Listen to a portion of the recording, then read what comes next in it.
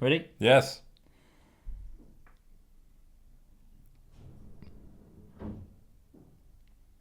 Hello, I'm Joe. I'm Mark. And this is the GAK Show.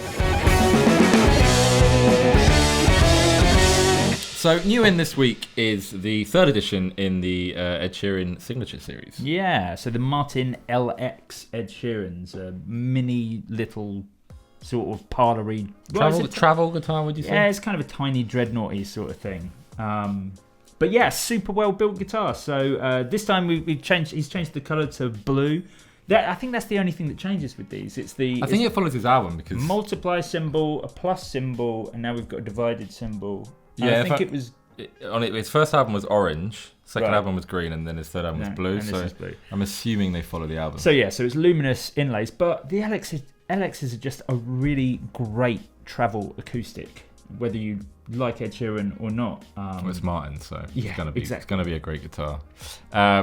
Sitka spruce top, mahogany back and sides, rich light board, and Fishman. yeah, the sonotone. That's it. And then the thing that I think is super cool is they do this this birch laminate neck, which That's Martin introduced a few years really ago nice. on their they introduced it a few years ago on their like entry level acoustics. Well, entry level, they're sort of £600-ish acoustics, and they've popped it on the Ed Sheeran as well. And I just think that's super cool. It keeps the neck really, really straight, and they are great guitars.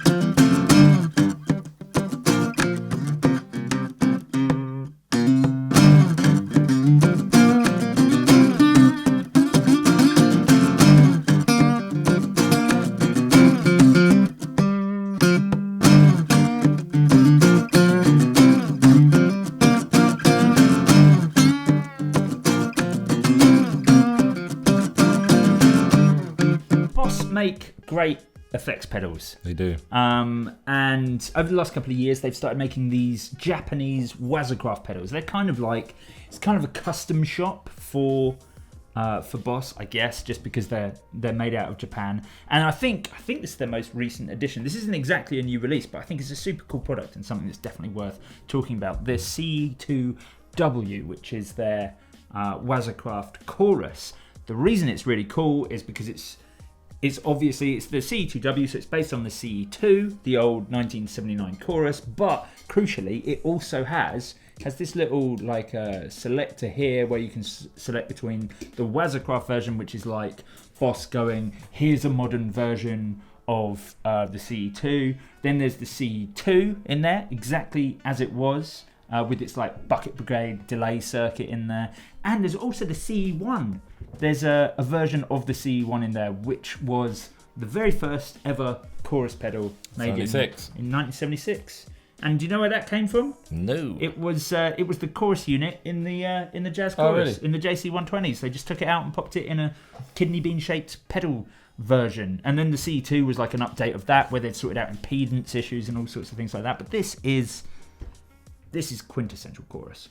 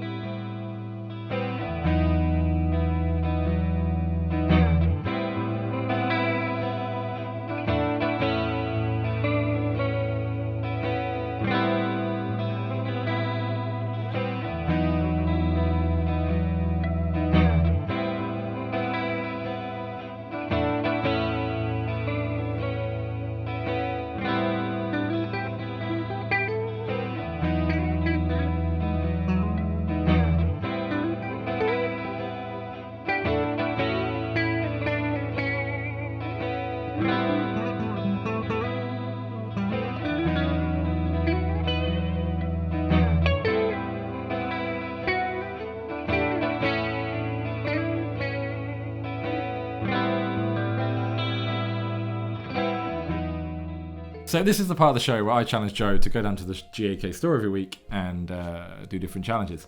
And this week I challenge Joe to go down and find me the coolest hollow body. Challenge Joe! So today I'm looking for the coolest hollow body guitar, and we're going to have a look at some brands that you wouldn't think were doing cool hollow body guitars. When you think of Ibanez, you don't really think of hollow body guitars, you certainly don't think of arch tops, but George Benson does, and that's why he has his signature model arch tops made by Ibanez. These ones even come with flat wound strings. Eastman Guitars started as a violin company, but that didn't stop them from making some of the coolest arch tops I've ever seen, taking advantage of that full James Bay style thing. It's very cool indeed.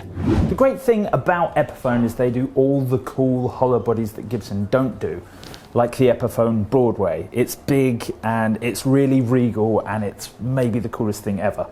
I like big bows and I cannot lie, and a Gibson 1961 ES335 is the biggest bowed hollow body that you can possibly get. They're super cool and it's pretty much the quintessential hollow body. Or is it?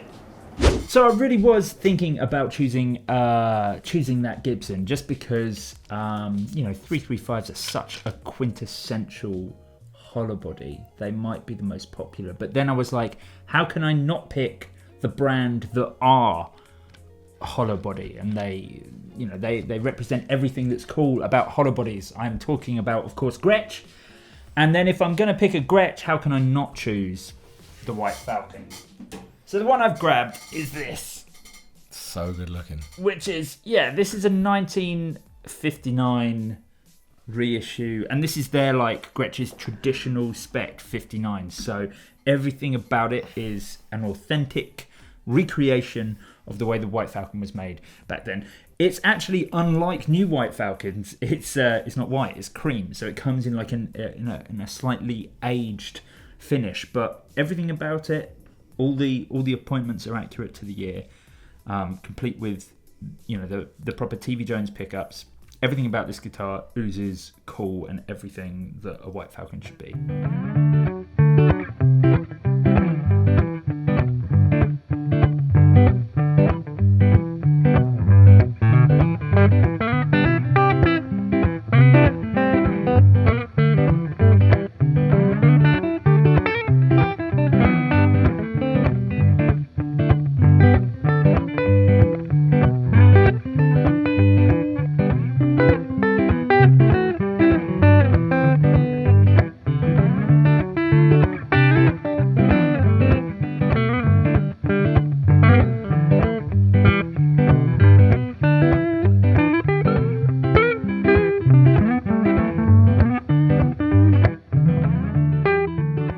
Loads of exciting new Gibsons in over the last week or two. We got in those the Melody Makers and the SG Fusions last week, and there is more from that series of Gibsons. This is the Gibson S-series Studio Les Paul in denim, and this is quite a unique instrument. I think originally this was made for Amazon US, and now it's been brought over here, and this is a very unique Les Paul. The S-series is part of the sort of Gibson's modern hybrid kind of series, and I think this has some really unique appointments. You'll notice from the grain of the instrument, for a start, that it's a Les Paul that's not made out of mahogany. It's not. It's swamp ash. Yeah, it's swamp ash with a maple neck as well. Rosewood board. Yeah. But so already unusual for a Les Paul, and then it's the 9-hole Gibson weight relief, which I think is their most weight relieved version. So it's as lightweight as a Gibson Les Paul can get. And then to make it even more modern, they've popped a contoured heel on the back there, so you've got extra access to your upper frets, which is cool. It's the Melody Maker style headstock, which I'm a massive fan of. I like that. I think it's cool. It's cool, it's subtle, it's understated, it's still the sort of open book. It's not like a nasty Epiphone headstock. It's still cool, but it's slightly less wide than the normal Gibson. I think this is a cool, super affordable Les Paul.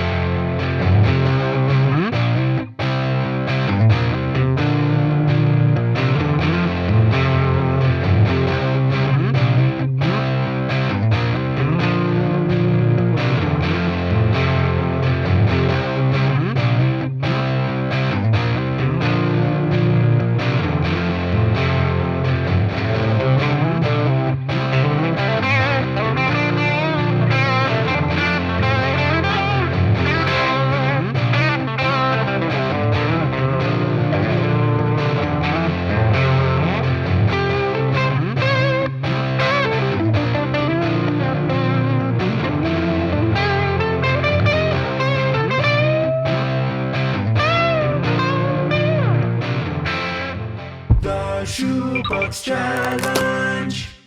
So this is the Shoebox Challenge, and this is where I hide 5 pedals within my GAK shoebox, and Joe has to guess which 3 out of the 5 I have turned on and used. Yeah, so this week we're going to do reverbs.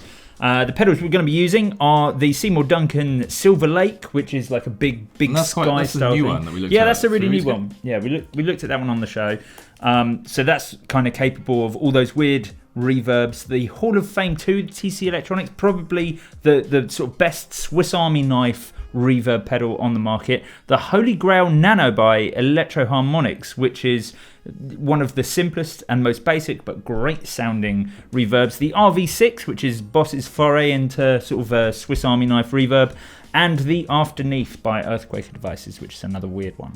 How are you betting your chances on these? Because Fuzzes didn't do too well. One out of 3. Just. Yeah. Well, we encourage you guys to play along, so let's see how we do. So we have the first reverb pedal plugged in. Ready? I'm ready. Let's do it.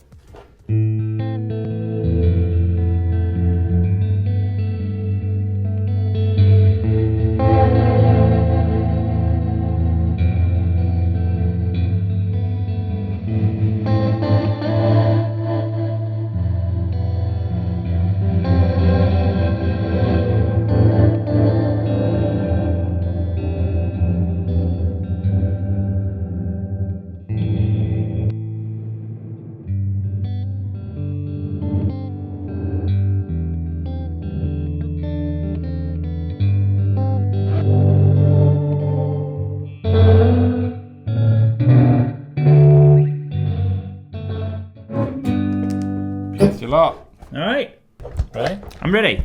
Ready for number 2. Ready? Ready. Ready for number 2. I'm ready for number 2. Nice.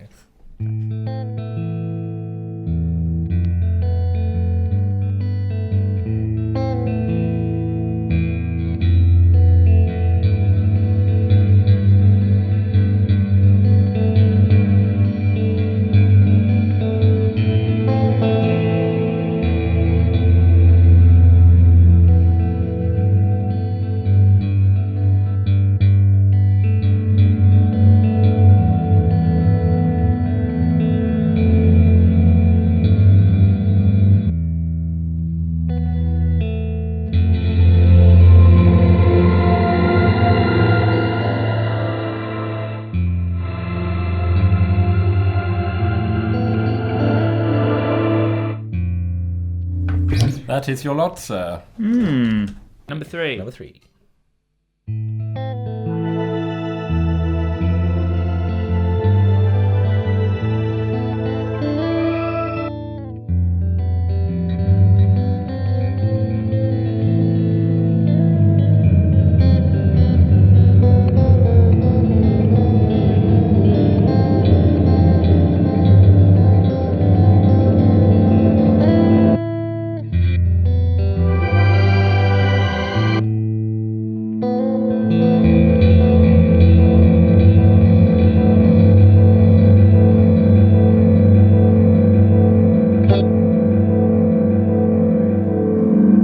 You've got to turn the rate down.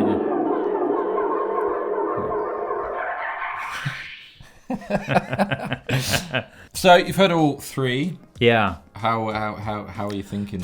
What are you thinking? not I'm not especially confident. I think that first one. So the first one had it was definitely like a really broad, weird reverb. So 100% it was not the Holy Grail. Correct. But that does leave 4 other pedals. However, because tell you what, because I heard something on 2 and 3, I'm going to boil it down to the Silver Lake and the Afterneath. I think it was one of those 2. However, because I think most of the sounds on the first one were relatively similar, it didn't sound like there was an awful lot of channel hopping. If it was one of the Swiss Army knife sort of versions of a reverb pedal. So I'm going to say the Earthquaker Devices Afterneath. Oh no! That So 3 out of close. 3 is still not happening. No! Oh no! And next week's the season finale. How am I How am I going to recover? Okay, number two. Number two.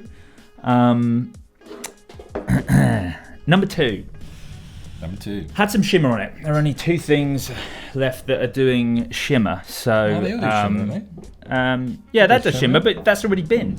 That's already been. So so it was one of these two, and just because it's got such well-known reverb sounds on it, I think I can relatively confidently say that the Hall of Fame 2 was number 2. And that sounded awesome. It's a fantastic. It still is. It's unbelievable that like in a time when there are reverb pedals for like £400, TC are still turning out the Hall of Fame, and it's still like just. Looks good, just sounds good, feels good. Great pedal. So that's 1 out of 3. So last week was 1 out of 3. The week before was 2 out of 3. Can you match it? Yeah. Well, number 3 was the Boss RV6, being the only reverb pedal on there that has built-in delay as well. And of course, when you were messing around at the end trying to get rid of those delay tails, that was the RV6. It was the RV6. So 2 out of 3, and I nearly got 3 out of 3. I was very, very close. You were. That's the closest we've been. Yeah. You've been. Yeah. Maybe next week. We'll see. How did you do? Let us know in the comments below. So that was episode 9 of the GAK show. We had a look at the brand new Ed Sheeran, which was super cool. We had a look at the new super affordable Denim Les Paul, which was wicked. We also checked out the C2W. Yeah, the Boss Waza chorus. And we learnt you redeemed yourself this week. Got 2 out of 3 on the reverb. Nearly got 3. If you've liked this episode and you want to see us do more stuff, then let us know in the comments below. And if you want to see more videos like this, then don't forget to hit the subscribe button, and we shall see you very soon. Cool. That's a wrap, everyone. Well done. And scene.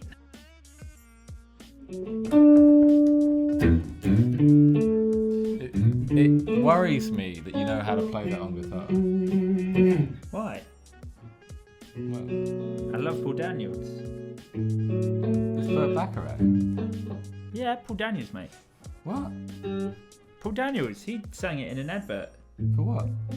I don't know, it's probably like Gas or something.